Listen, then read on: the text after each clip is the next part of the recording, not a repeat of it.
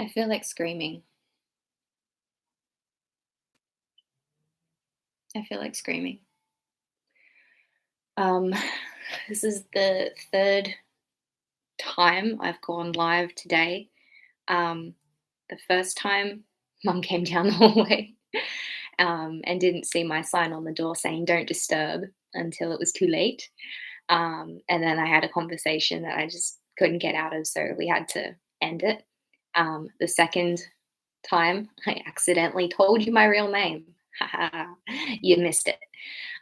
So those two live streams are deleted and removed forever, not coming back, not going to happen again. I've learned from my mistakes. I need to remember my name before I tell you. So, as you can see, this is the kind of mood I'm in today. I do not want to be where people are. Family members have COVID. Family members have flus. I've been walking around the house for the last like 5 days wearing my mask and hand sanitizing every single time I leave my room and get back in here. Every single time. My bathroom is like a meter from my bedroom door. So I will go into the bathroom, wash my hands, walk a meter across the hall back into my room, and then I will do my hand sanitizer again, just because I don't want to take any chances. I've got things that I need to do in 8 days' time, and I just don't want to get sick. I just don't want to get sick. And I've been going through a mantra in my head. I am healthy, I'm strong, I am right where I belong. And actually, I wrote a blog post about that will come out in the next couple of weeks, about overthinking and what I do to control it. But right now, my mind is just going in like a billion different places. So I am in need of some. I'm in need of some coloring in. Okay. Oh look, that was lucky. That's the page. So this is the little octopus I started or kind of was continuing on with last week. Just going to keep going with that. And some of the girls in my dance class last night bought me some chocolate and some flowers. Here are the flowers. They are beautiful. They're so lovely. So I've got them on my desk. They definitely appealed to my love language, which is quality time and gifts, or what do you call it? Yeah, I think it's just gifts. And yeah, I was very, very touched and surprised. I did not expect this at all. So I'm going to open this up and have a little bit of chocolate because I need to calm down. I need to calm down. I'm just going to have a little bit. So, chocolate, colouring in, bit of a chat. It's a good day. I'm healthy. I'm strong. I'm right where I belong. All right. So, last week in my live, I mentioned that I like not knowing what comes next, and I think that that was definitely reaffirmed to me when I read part of my 90-day novel book. There was a question or a sentence in there about not knowing what comes next. So I'm just going to read that real quick because I thought that was interesting. So, where is it? Here. When we surrender our idea that we are supposed to know how to do something, we tend to relax and sometimes even have a sense of humor about the situation. When we realize that we are not in control, our perspective widens and new possibilities emerge. We begin to glimpse the true nature of the situation. Ironically, it is from this place of not knowing that we will become willing to explore avenues we might previously have been resistant to because we were so busy forcing our idea of what we wanted into action. And yeah, I read that like the next day after doing my first live stream, and I like that I was kind of reaffirmed that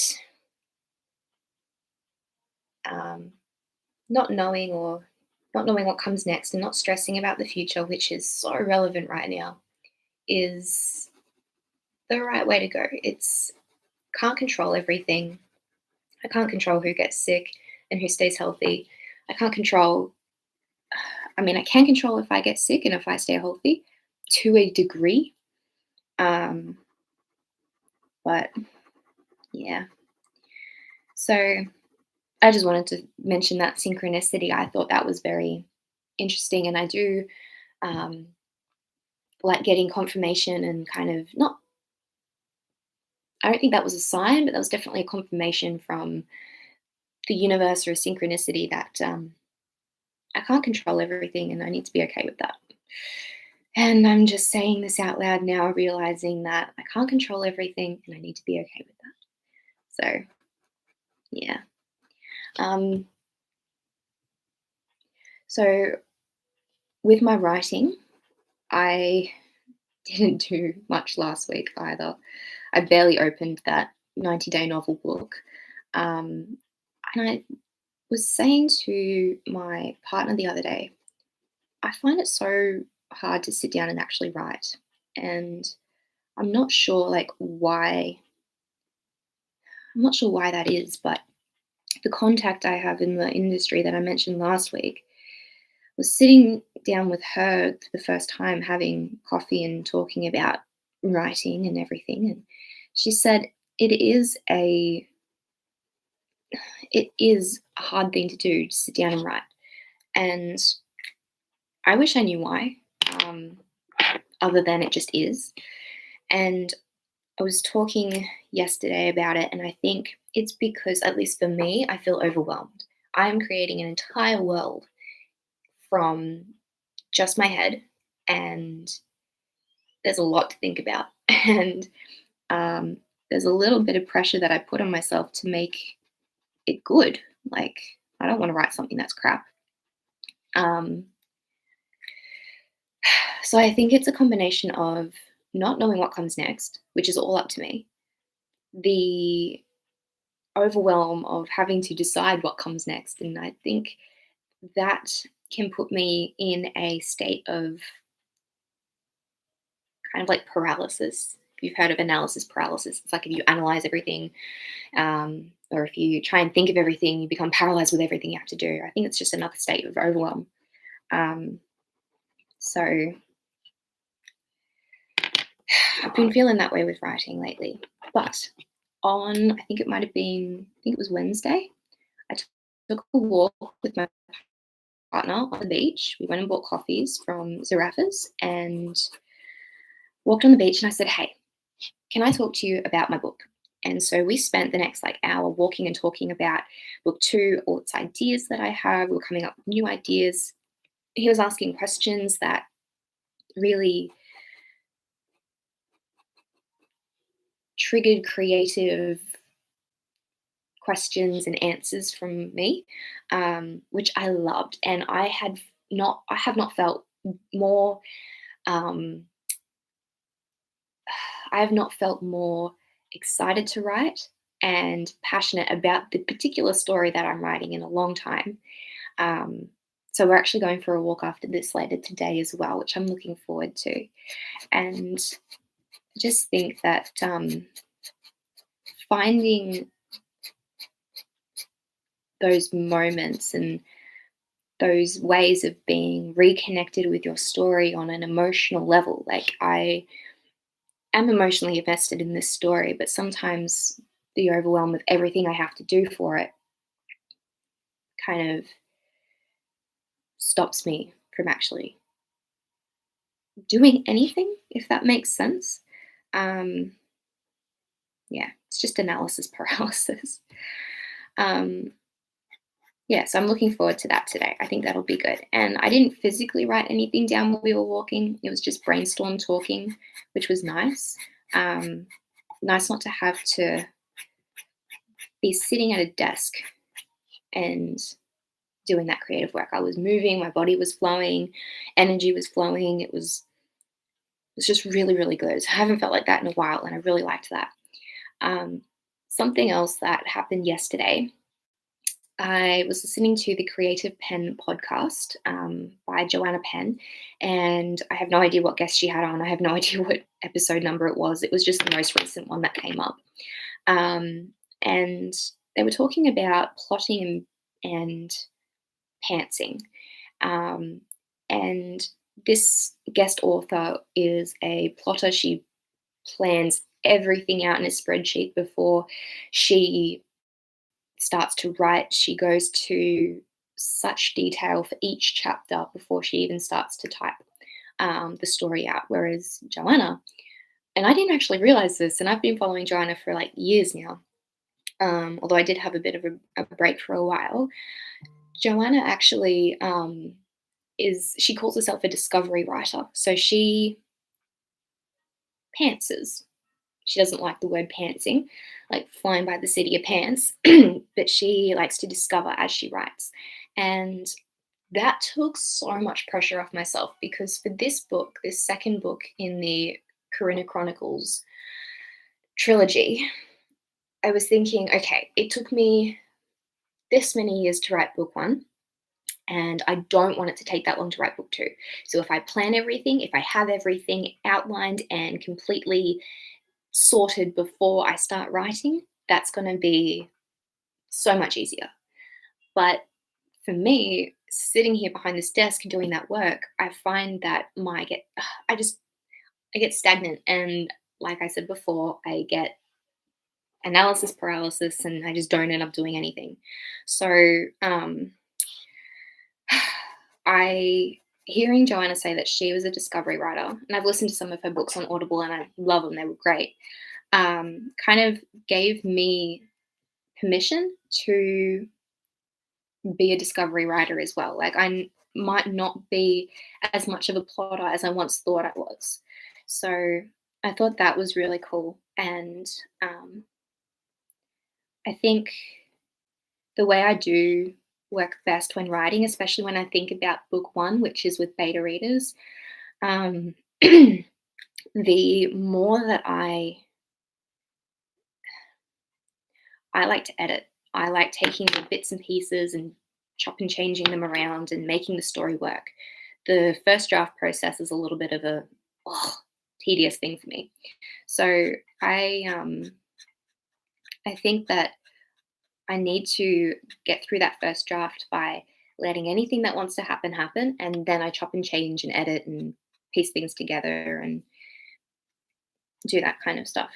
So I'd be interested to know if there are writers in here, if you guys are discovery writers or outline writers. I'm going to start using that instead of plotting and pantsing, just because I think Joanna made a comment that pantsing, the word pantsing, it kind of implies that you might not take your writing seriously. Whereas if you are taking your writing seriously, you're not just flying by the seat of your pants. Like you obviously have some kind of plan if you've been doing that. So yeah, okay. Now I'm just getting off track. I don't know what I'm talking about now.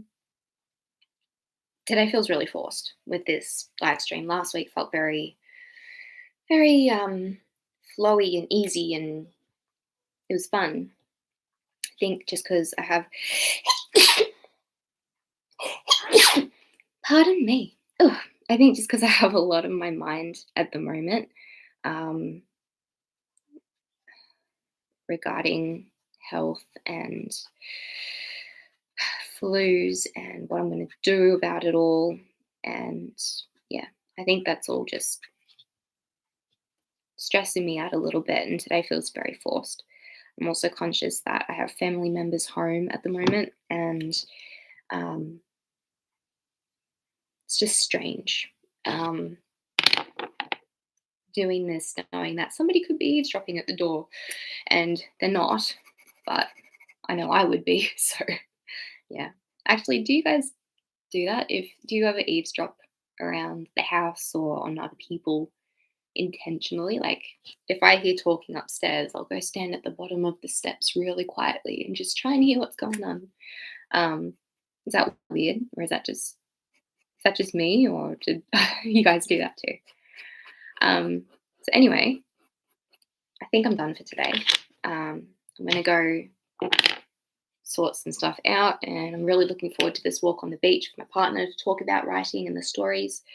Um, so, yeah. All right. Well, here's the octopus. I tried to do a little bit more blue because this dark blue here around his eyes was there last time. And I thought, no, I don't really like that. So I thought I'd do a little bit more dark blue over here, just kind of balance it out. We've got, I really liked like the pink and the blue um, arms that I did last week. So I thought let's do a darker blue one and might do a dark blue one up here. But this is kind of how I'm feeling at the moment, just blah and messy, and I can't see what the final picture is going to be.